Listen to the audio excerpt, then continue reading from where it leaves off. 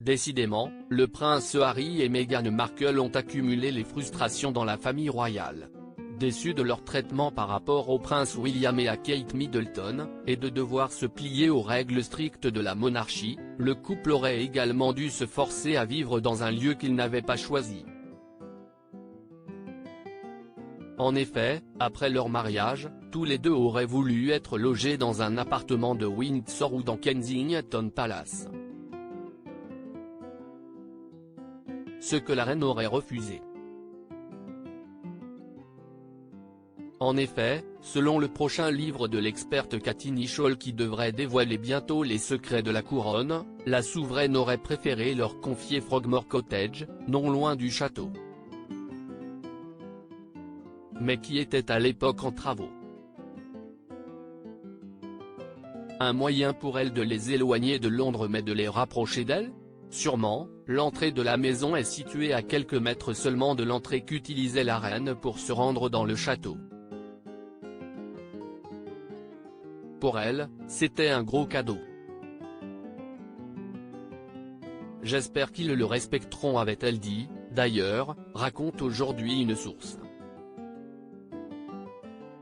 Mais c'était simplement le début des problèmes. En effet, quelques mois plus tard, le couple avait annoncé déménager ses bureaux de Kensington à Buckingham Palace, officialisant la rupture avec le prince William et sa femme. Quelques mois plus tard, ils étaient ensuite partis définitivement aux États-Unis. Le Frogmore Cottage leur appartient toujours pour autant, pas question pour eux de lâcher le cottage. Lorsque le couple se rend au Royaume-Uni, si est-il là-bas qu'ils posent leurs valises, malgré le fait que la princesse Eugénie y vive désormais de temps en temps avec son mari Jack Brooksbank et leur fils Auguste, 1 an. Pendant le jubilé, ils y avaient même laissé leurs enfants sous bonne garde afin de participer à la messe du vendredi, avant d'y célébrer le premier anniversaire de leur fille Lilibet.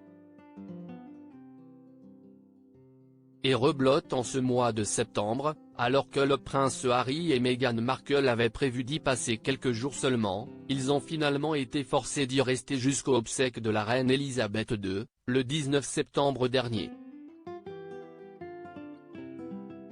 Une échéance qui leur a permis de renouer quelques fragiles contacts avec le prince William et Kate Middleton. En effet, ceux-ci habitent désormais à quelques mètres seulement de chez eux dans le nouveau cottage dans lequel ils ont déménagé en septembre.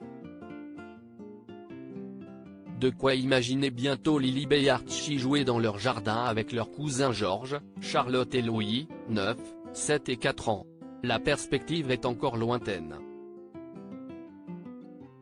Mais on l'espère pour eux.